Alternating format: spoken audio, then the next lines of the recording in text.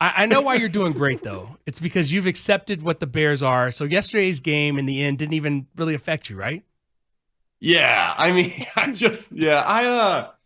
think I'm coming to grips with it. Yeah. The See, fact that the isn't game. your life much more relaxing, much more calm, less stressful? No, we're still cooking up parlays. Oh, Me and my 8-year-old, we're still cooking up parlays. We're still bummed when we get a kick blocked. But I mean, I'm more excited because like at least we were coherent on offense. I still don't think it was great, but like at least we could sit there and say like, oh, I get what's going on, and that was the first time in a while since really we went overseas that we could truly say, oh, what the Bears are running on offense makes sense. What was the biggest indicator of that for you?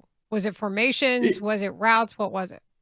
Yeah, I mean, I think it was personnel usage, right? The fact that we're sitting here, so this isn't a knock on Thomas Brown. I want to remove him from the equation because all he's trying to do is like pick up the pieces.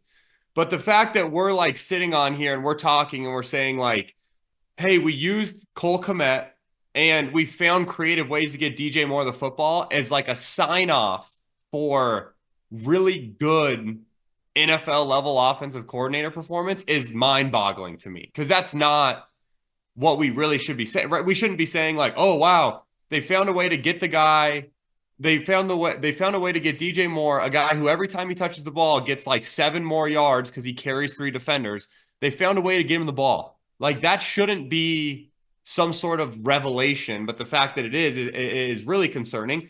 But I think Thomas Brown, when you look at what he got dealt, which is not even a full week, right? Because we made the move on Tuesday or whatever in typical Bears fashion. The fact that he put this game plan together and what they got out of Caleb Williams and some second, third progression type throws, getting the ball to DJ Moore. We finally saw a little bit of tailback slow screen off of play action, which popped for 11 yards. Don't want to say that we talked about it last week, but we did. And then the way that they utilized Rome, I thought it was one of the better game plans that we've seen. And then unfortunately, like just the Bears find a way to, you have a young quarterback make really 3 clutch throws in a row, set you up for a field goal, and then, just like the second to last play in Washington didn't matter before the Hail Mary. The second to last play before the kick, right? The fact that we didn't go for another thing also didn't matter. And we just consistently find ways to just boggle the ending. okay. So what I want to know is, what is it when you said kind of not great, but it's better? What was lacking in your opinion based on the fact that they had a short work week to prepare for a team that was a higher caliber than anything they'd faced since the bye? Yeah, I have absolutely nothing to me that was lacking from like Thomas Brown's perspective, Oh, okay, right? okay. So like from what Thomas Brown did, I thought it was great.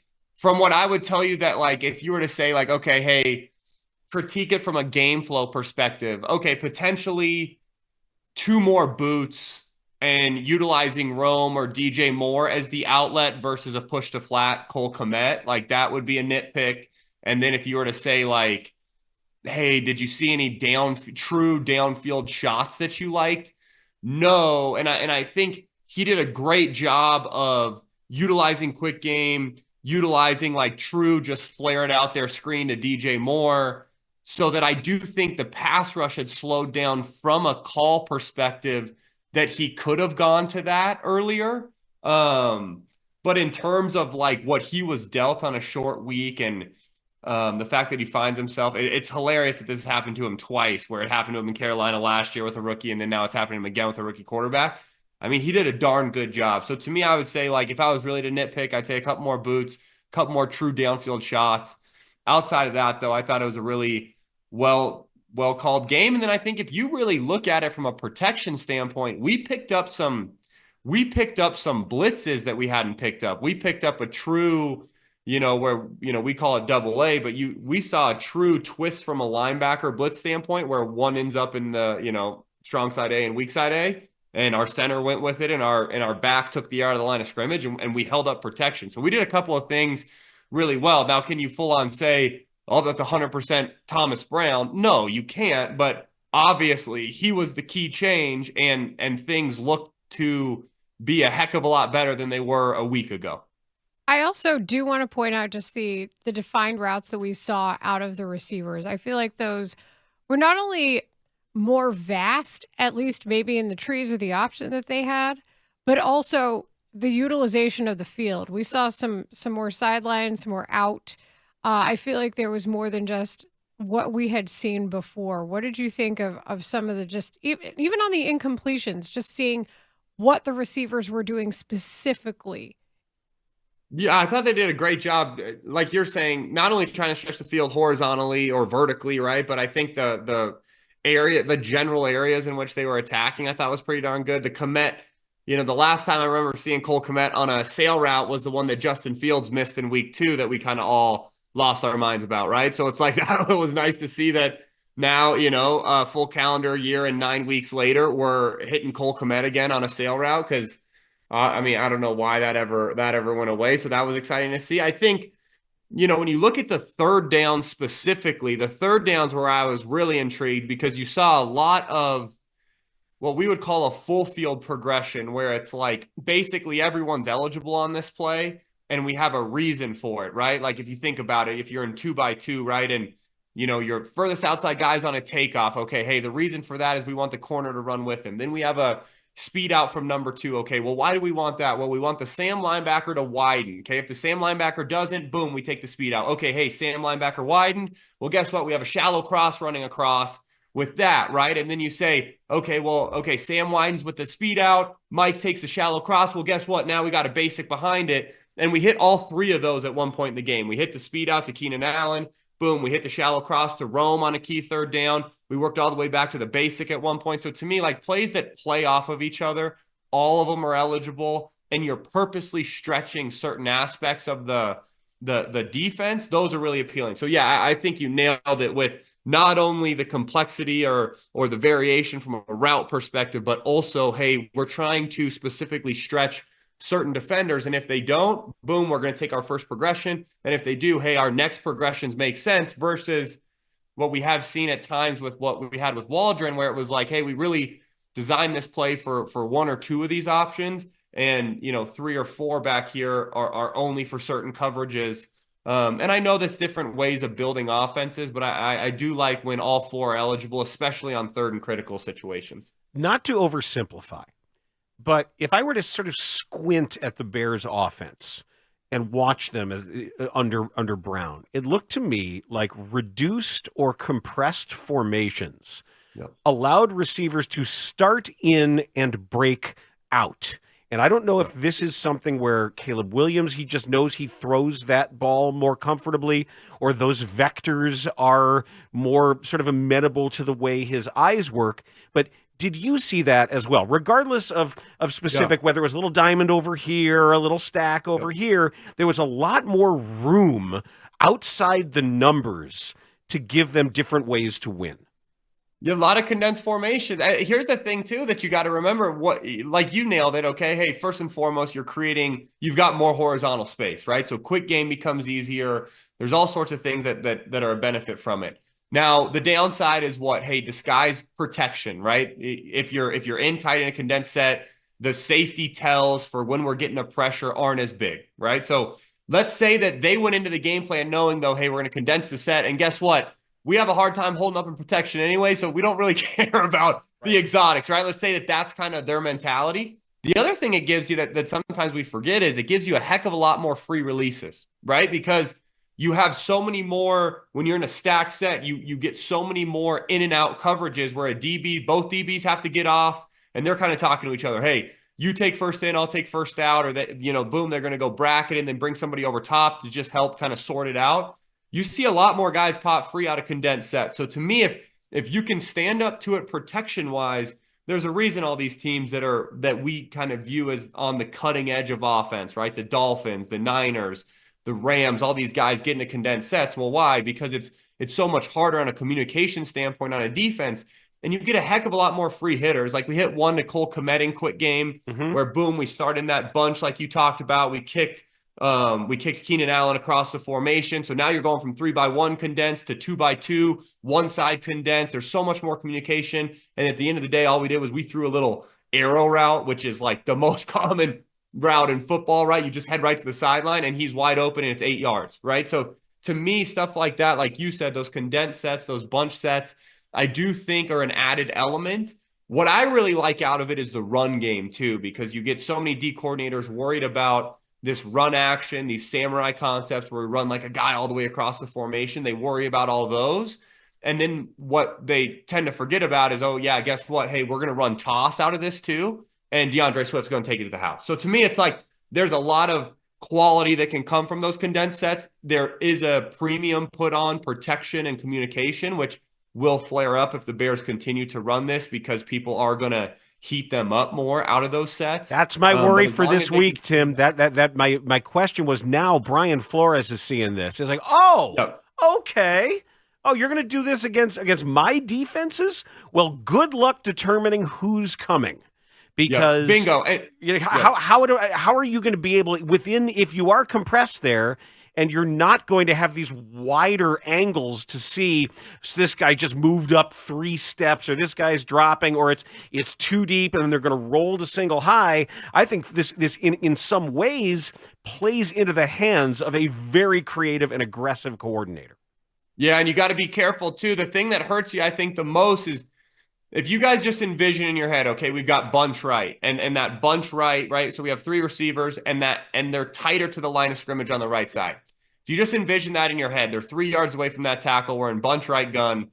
What you start to think, what everybody thinks is on the bunch side, man, that's going to be hard to tell who's blitzing, right? What you're actually afraid of, though, is a simulated pressure from the bunch side, meaning, hey, there's somebody walked up on the point, safety gets over the top, you shift your line. The reason that's scary is because what usually happens is that will linebacker will come free and they'll kick out of it on the front side.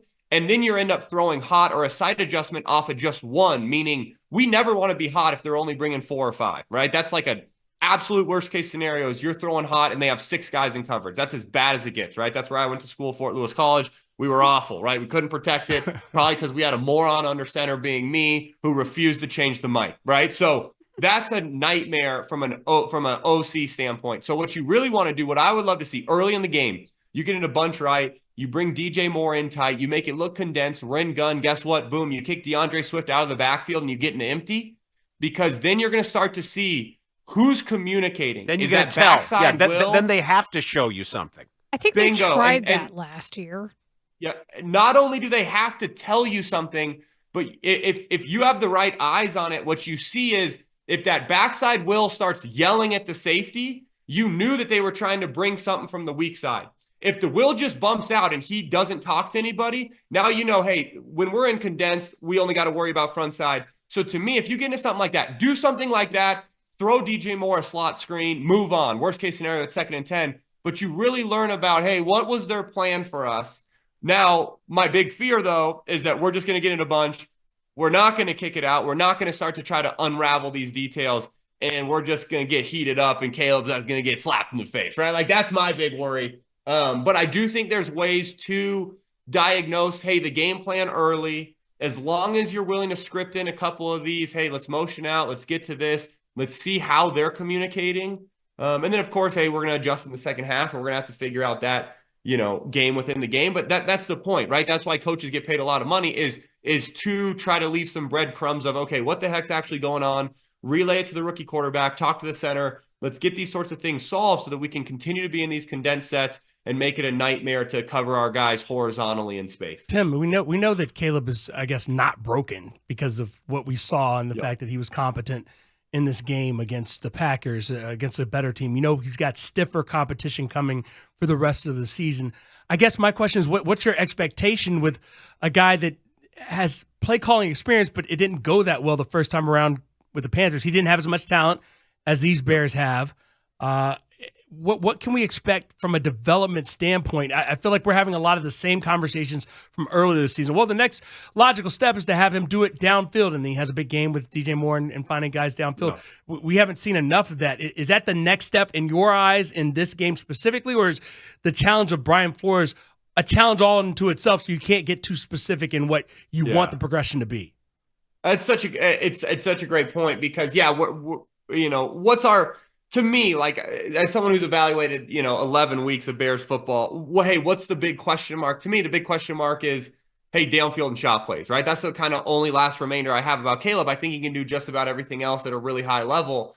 Now, is the point of the rest of the season to see what he can do, or is the point to like put him in a great situation? Because that you hinted at, if all of a sudden we're just saying, hey, this is the week that we're taking a bunch of 5 and 7 step drops, that might not be the answer, right? That might not be a great plan against Flores. So to me, I think you've got to proceed forward cautiously. Yes, we want more downfield, we want more shot plays.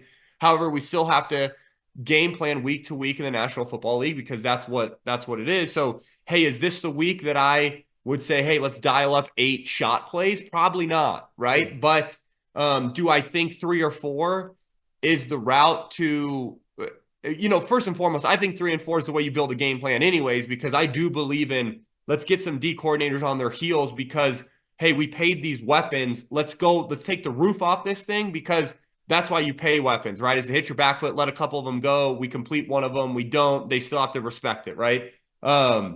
With that being said, like, no, this is not the traditional, drop back week where, hey, we want to see him drop back a ton. I think we run the football. I think we continue to protect Caleb.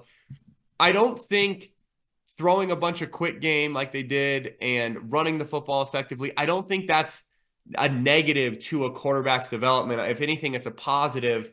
But I do think, like you said, we learned Caleb's not broken. I don't think, I don't think any of us were really like, hey, week in and week out, Caleb's playing terribly. I do think we were like, how in the heck are you supposed to develop in this environment where there's not an answer for you out there? The thing that the thing that jumped out to film that was most exciting to me was that there were answers for him. So Caleb had third down answers, and Caleb got there. The only thing that I really had concerns about the whole game was that miss to Rome on the curl route, right? That was one of those where it's like, dang, like we can't have that overthrow. Pocket was relatively clean and we just sailed it.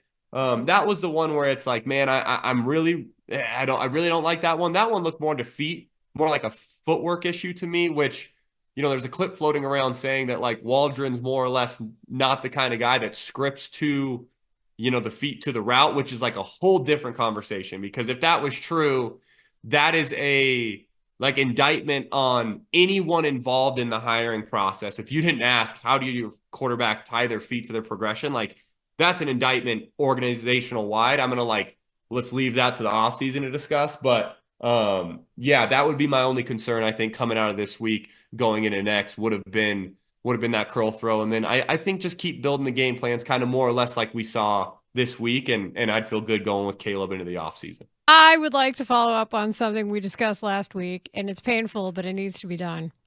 Where are you with the complimentary football discussion?